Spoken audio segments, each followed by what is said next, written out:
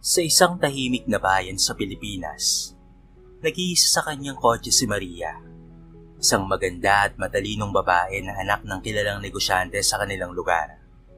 Sa kabila ng kanyang matagumpay na buhay, ay meron pa rin siyang nararamdamang pagkadismaya dahil sa matagal ng hidwaan ng kanilang pamilya at ng pamilya ng kalabang negosyante, at ito ay ang mga Torres. Isang araw habang siya ay nagmamaneho sa isang malawak na kalsada, biglang nasiraan ng gulong ang kanyang kotse. Nako, nakakainis naman. Ano ba to? Hindi pa naman pwedeng mangyari to ngayon. Napamura na lamang si Maria nang makita ang pagkasira ng gulong ng kanyang sasakyan. Nagmamadali siyang mag-try mag-contact sa telepono, ngunit walang signal sa lugar na iyon. Naiinis at naiipit siya sa sitwasyon. Napagpasyahan ni Maria na manatili na lamang sa kotse habang nag-iisip ng plano. Sa kanyang pag-iisip, ay bigla niyang natanaw sa may side mirror ang isang kotse na papalapit mula sa likuran. Napangiti na lamang si Maria nang makita ang sasakyan at agad siyang lumabas upang humingi ng tulong. "Please, help me," halos mangiyak-iyak na sabi ni Maria habang pinapara ang kotse upang huminto ito sa harapan niya. Nang huminto na ang kotse, ay mabilis siyang lumapit sa bintana ng driver seat upang makausap ang driver nito. Nang bumaba ang glass window nito, ay agad na naglaho ang ngiti ni Maria at napalitan ito ng pagkainis. Nakita niya ang mukha ni Miguel, ang binatang nag-iisang anak ng mag-asawang Torres na kaaway ng kanyang pamilya. "You need help?" Walang emosyong tanong ng binata, kaya tumaas ang kilay ni Maria at tumalikod. "Never mind. I'd rather die here kaysa matulungan ng taong kagaya mo," mataray na sabi ni Maria, kaya't tatawa na lamang ang binata. "Talaga? Mukhang malaki pa naman ang problema mo. And I heard, may mga mababangis na hayop na dumaraan sa kalsadang ito at tumidilim na oh." Pagsasalita ni Miguel na nag-iwan ng kaba sa dibdib ni Maria. Really? Ano naman ngayon? May dadaan pang ibang kotse mamaya. Maghihintay na lang ako," inis na sabi ni Maria. "Okay, sige. Ikaw ang bahala. Good luck na lang sa'yo," nakangising sabi ng binata at akma na sanang magpapaandar ng kanyang kotse nang biglang magsalita muli si Maria. Wait. Oo na. Aaminin ko na. I really need your help. Gusto ko nang umuwi sa amin." Matapos itong sabihin ni Maria, ay napatakip siya sa kanyang mukha at umiyak na parang bata. Natahimik naman si Miguel at parang matatawa sa naging reaksyon ni Maria. "Fine, tutulong na ako," sabi ni Miguel sabay labas sa kotse at lumapit sa kotse ni Maria upang tignan kung paano ito ayusin. "Talaga? Salamat ha," sabay pasasalamat ni Maria. Habang inaayos ang gulo, nagkaroon sila ng pagkakataon na makapag-usap ng masinsinan. "Hindi ko akalain na magiging ganito kakomportable ang pag-uusap natin," bulong ni Maria sa sarili habang tahimik na pinagmamasdan si Miguel. "Sa totoo lang ay mas maganda nga ito eh. Baka nga tayo pa ang maging daan para hindi na magkalaban ng pamilya natin," sagot naman ni Miguel habang ito ay may ngiti sa kanyang mga labi. Natawa na lamang si Maria. "Nako, napaka-imposibleng magkapati ang mga magulang natin. They hated each other very much at wala tayong magagawa roon," pagsasalita ni Maria, kaya't natawa naman ang binata. Nagkakilala sila ng mas mabuti habang nasa tabi ng kalsada. Napag-usapan nila ang kanilang mga pangarap, hilig at mga hinanakit sa buhay. Nalaman ni Maria na may iba't ibang pagsubok rin si Miguel sa kanyang pamilya. Ngunit pareho silang determinado na baguhin ang kanilang kapalaran. "Hindi ko alam kung bakit magkaaway ang mga pamilya natin," pabulong na pahayag ni Maria. "Pero sana magkaroon ng pagkakataon para maintindihan at matanggap nila ang tunay na pagkatao natin," sabi naman ni Miguel. Matapos maayos ang sasakyan, ay nagpaalam na si Maria kay Miguel. "Maraming salamat ulit sa pagtulong mo, Miguel ha. Paalam na sa'yo," sabit niya. Akma na sanang paandarin ni Maria ang kotse dahil siya'y papalis na nang bigla na lamang siyang merong naalala. "By the way, please don't tell anyone about this, lalo na itong pag-uusap natin, knowing na hindi magkabati ang mga magulang natin," Yun lang, Miguel. Ito na ang first and last na communication natin. Maraming salamat ulit sa'yo ha. Bye. Matapos itong sabihin ni Maria, ay natawa na lamang ang binata at umili. Tuluyan na ring pinaharurot ni Maria ang kanyang kotse at iniwan na ang binata. Isang araw, dumating ang araw ng kaarawan ng kaibigang negosyante ng pamilya ni Maria. Walang nagawa ang mga ito kung hindi ang dumalo sa nasabing event. Si Maria ay sumakay sa sasakyan kasama ang kanyang mga magulang patungo sa marangyang venue kung saan idaraos ang pagdiriwang. Habang sakay sila ng kanilang sasakyan, ay napansin ni Maria ang kaba sa kanyang dibdib nang makapasok sa venue at hindi niya inaasahang makakasalubong niyang muli si Miguel sa okasyon na iyon. Pagdating sa lugar, naramdaman ni Maria ang pagtingin ng mga bisita at malalapit na kaibigan ng pamilya sa kanya. Maria, kamusta ka na? Ang ganda-ganda mo ngayon ha. Bulong ng isa sa mga kaibigan niya. Ngunit sa kabila ng mga bati at tsikahan, napansin ni Maria ang biglang pagtingin ni Miguel sa kanya na tila hindi siya pinapansin at hindi sila nagkausap kailanman. Isinawalang bahala na lamang ito ni Maria. Sinubukan ni Maria na ipagpatuloy ang kanyang pakikisalamuha sa mga bisita upang itaboy ang mga nararamdamang tensyon sa mga agaw tingin ni Miguel sa direksyon niya. Sa isang sandali, matapos ang kanilang usapan, nagdesisyon si Maria na umalis at mapag-isa. Subalit bago pa siya makalayo, bigla siyang nakabangga at napakamot sa kanyang noo. Maria, sumama ka sa akin. Bulong ni Miguel habang inaakbayan siya. Ano bang nangyayari?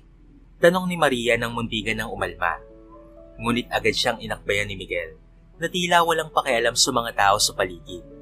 Sa kabila ng pagkabigla at pag-aalala ni Maria, hindi niya napansing hinila na siya ni Miguel papalayo sa main venue ng kaarawan. Marami ang nagtitinginan ngunit walang nakapansin sa kanilang pag-alis. Sa pagtungo nila sa isang tahimik na garden malapit sa venue, napagtanto ni Maria na tila may mas malalim pang intensyon si Miguel. Bakit mo ba ako dinala dito? Tanong ni Maria habang may kaba sa kanyang tinig. Ipinakita ni Miguel ang isang kwintas na agad na kinilala ni Maria. Nakita ko ito noong isang araw sa kalsada, noong nasaraan ka. Naisipan ko na baka sa'yo ito, kaya't kinuha ko na lang. Paliwanag ni Miguel na may ngiti sa kanyang mga labi. Napalakas ang tibok ng puso ni Maria sa kanyang naramdaman.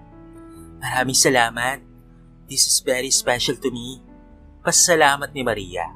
Nahihiyang ngumiti na rin siya sa binata. Nagsimula silang mag-usap ng masinsinan habang naglalakad sa garden. Unti-unting nawala ang tensyon sa pagitan nilang dalawa at naging mas komportable sila sa isa't isa. Isang oras ang lumipas at unang bumalik sa main venue si Maria para hindi mahalata ng mga tao na magkasama sila ni Miguel. Nagpaalam sila sa isa't isa habang may ngiti sa mga labi si Maria. Maraming salamat Miguel. Maraming salamat for this wonderful night. Pagpapasalamat ni Maria at patakbo nang umalis papalayo sa binata na ngayon ay may magandang ngiti sa labi. Simula ng gabing yon, tila ba ang tadhana na mismo ang gumagalaw ng mga pangyayari para sa kanilang dalawa. Palagi na lamang silang nagkakasalubong sa mga hindi inaasahang pagkakataon. Parang ang mundo ang siyang naglalaro upang pilitin silang magkausap at magkita. Dahil sa kanilang kilala at sikat na mga pamilya, kailangan nilang magtago para hindi mahalata ng publiko. Sa isang lugar na tahimik at walang masyadong tao, doon sila masaya at komportable na nag-uusap. Sa bawat pagkakataon na magkikita, lalong lumalalim ang pagkakaibigan at pagkakakilala nila sa isa't isa. Ngunit sa puso ni Maria, alam niyang mali ang ginagawa nila, lalo na't pagkaaway ang kanilang mga pamilya. Hindi niya na alam kung anong dapat na gawin sa sitwasyon nila, ngunit tila hindi na niya kayang pigilan ang damdamin nararamdaman sa tuwing magkasama sila ni Miguel. Isang gabi, bigla siyang niyaya ni Miguel na magkita sa kanilang secret place. Dala ng excitement, agad na nag-ayos si Maria para sa kanilang pagkikita. Ngunit bago pa man siya makalabas, nadatnan siya ng kanyang mami na may seryosong mukha. Maria, saan ka pupunta? Tanong ng kanyang mami, nakatingin sa kanya ng masusi. Mami, may lakad lang po ako kasama ang mga kaibigan ko na babae. Sagot ni Maria, kahit na siya ay kinakabahan. Hindi pinahalata ni Maria ang kanyang kaba at nanatiling kalmado. Ngunit biglang may tanong ang kanyang mami na sadya niyang ikinagulat. Pagkakilala ba kayo ni Miguel Torres? Nakikita pa kayong dalawa? Seryosong tanong ng mami niya. Napalunok na lamang si Maria at umili. Maya-maya ay lumapit ang isang bodyguard at ibinigay ang isang tablet sa kanyang mami. Napansin ni Maria ang pagdami ng bilis ng tibok ng kanyang puso habang tinitingnan ng kanyang mami ang mga larawan. Ipinakita ng kanyang mami ang mga larawan at napalaki na lamang ang mga mata ni Maria nang makita ang mga litrato nila ni Miguel na masayang magkasama. Ano ito, Maria? Bakit kasama mo si Miguel? Sumagot ka ng maayos. Tanong ng kanyang mami. Ang tono nito ay puno ng galit at pangamba. Naiwasan nitong sagutin ni Maria at halos wala siyang masabi. Galit na galit ang mami niya at patuloy na nagsasalita ng masasamang bagay patungkol sa pamilya ni Miguel. Hanggang sa sinabihan siya ng mami niya na lumayo na kay Miguel. Naharap si Maria sa kanyang mami. Ngayon ay may tapang na pumasok sa kanyang puso. Bakit ganun ang galit ng pamilya natin sa kanila? Tanong ni Maria na halos hindi na napigilan ang kanyang sarili. Anak, dahil sa pamilya ni Miguel, namatay ang daddy mo. Biglang sabi ng mami ni Maria. Nang marinig ni Maria ang katotohanan ito, napalunok na lamang siya at nagsimulang umiyak. Umiyak na rin ang mami ni Maria habang binibigkas ang mga salita. Dahil sa inggit sa kahusayan ng daddy mo sa negosyo, tinangka nilang patayin siya. Sila ang dahilan ng pagkawala niya sa atin. Nagulat at nasaktan si Maria sa nalaman. Hindi niya alam kung paano siya magre-react. Tumakbo si Maria palayo mula sa lugar ng kanyang ina. Damang-dama niya ang bigat na kanyang nararamdaman. Gusto niya munang mapag-isa at umiyak ng tahimik nang biglang tumunog ang kanyang cellphone at nakita niya ang pangalan ni Miguel. Nagdadalawang isip si Maria kung sasagutin ba ito o hindi. Sa wakas, napagpasyahan niyang tanggapin ang tawag nito. Hello? Sagot ni Maria. Walang emosyon ang boses. Maria, asan ka? Sabi ni Miguel sa kabilang linya. Nahalatang nag-aalala sa kanya. Mapunta na ako dyan. Walang emosyong sabi ni Maria. Walang nagawa si Maria kung hindi ang puntahan nito. Kahit na kinakabahan at nasasaktan, nararamdaman niyang kailangan niyang harapin si Miguel. Nang makarating si Maria sa kanilang secret place, unang nakita niya ang matamis na ngiti ni Miguel. Mas lalo itong nagpalakas ng sakit sa kanyang dibdib. Lumapit si Miguel sa kanya at napansin ang mga luha sa mga mata ni Maria. Maria, anong nangyari? Bakit ka umiyak? Tanong ni Miguel, na puno ng pag-aalala. Hindi na napigilan pa ni Maria ang kanyang nararamdaman at umiyak ng lalo nang makaharap si Miguel. Lalong nag-alala si Miguel at sana'y aakbay na sana siya, ngunit bagyang lumayo si Maria. Nagtaka naman ang binata sa ginawa niya. Maria, ano bang nangyayari? Sabihin mo naman sa akin Mariing sabi ni Miguel, handang makinig at tumulong sa kanya. Habang umiiyak, sinabi ni Maria kay Miguel ang tunay na dahilan ng kanyang pag-iyak. Nalaman ko ang patungkol sa pagkamatay ng daddy ko. Ang pamilya mo ang may kagagawan. Mas mabuti siguro na lumayo muna tayo sa isa't isa. Paliwanag ni Maria. Nagbabaka sakaling maiwasan ang mas malalang hidwaan sa kanilang mga pamilya. Napatigil naman si Miguel sa mga narinig niya. Hindi niya maunawaan kung paano nangyari ang lahat ng ito. Ngunit mas lalong napatigil si Miguel nang sabihin ni Maria na mas mabuting lumayo muna sila sa isa't isa. Hindi ko alam kung papaano, Maria, pero hindi ko kayang mawalay sa iyo ng ganito lang. Sagot ni Miguel na puno ng panghihinayang. Dapat lang, Miguel. I'm sorry but I can't take this anymore. Sagot ni Maria habang lumalayo papalayo. Napakagulo ng isipan ni Miguel ng mga oras na yon. Hindi niya alam kung paanong haharapin ang sitwasyon. Ikaw ang gusto ko, Maria. Kailangan nating harapin ito. Maring sabi ni Miguel na puno ng determinasyon, kaya't bahagyang natigilan si Maria. Ngunit tila wala nang pumapansin kay Miguel. Umalis na si Maria. Iniwan na ang binatang naguguluhan at hindi makapaniwala sa mga narinig. Matapos ang malalim na pagsisisi at pananampalataya ni Miguel sa kanyang pag-ibig kay Maria, naghanap siya ng paraan upang alamin ang katotohanan sa likod ng pagkamatay ng ama ng dalaga. Sa tulong ng isang matinding pag-iimbestiga at maraming karanasan, Natuklasan ni Miguel na hindi ang kanyang pamilya ang may kagagawan sa trahedya, kung hindi ang isang sindikato na may kaugnayan sa negosyo ng kanyang ama. Napakabigat ng mga natuklasan ko, pero kailangan kong harapin ito para sa iyo, Maria. Bulong ni Miguel sa kanyang sarili habang puno siya ng determinasyon. Nang lumabas sa liwanag ang katotohanan, isinangguni ni Miguel ang lahat ng impormasyon sa mga kinauukulan. Dahil sa malaking ebidensya na nakuha ni Miguel, naliwanagan ng pamilya ni Maria at ang publiko sa totoong nangyari. Pasensya na, Miguel. Humihingi ako ng kapatawaran sa maling pagbibintang ko sa inyong pamilya. Sabi ng ina ni Maria, puno ng pag-unawa at panghinayang. Salamat po sa pangunawa. Nalulungkot man po ako sa nangyari, ngunit ako'y nagpapasalamat na sa wakas ay nagkaayos na po ang lahat.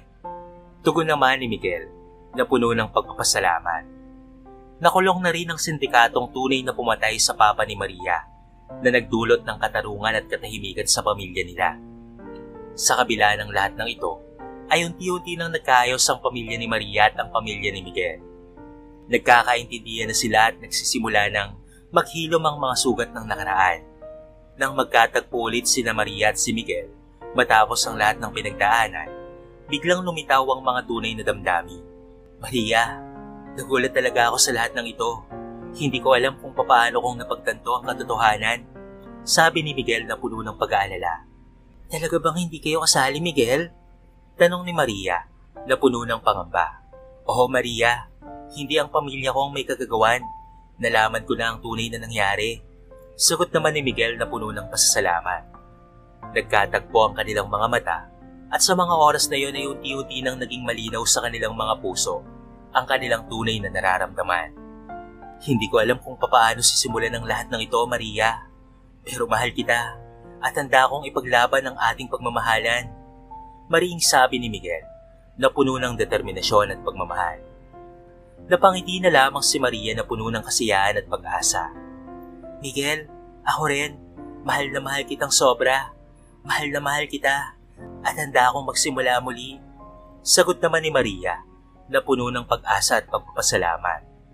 Sa wakas ay malaya na silang naipapahayag ang tunay nilang nararamdaman sa isa't isa. Ang mga puso nila ay nagkatagpo sa gitna ng mga pagsubok at pagdaramdam.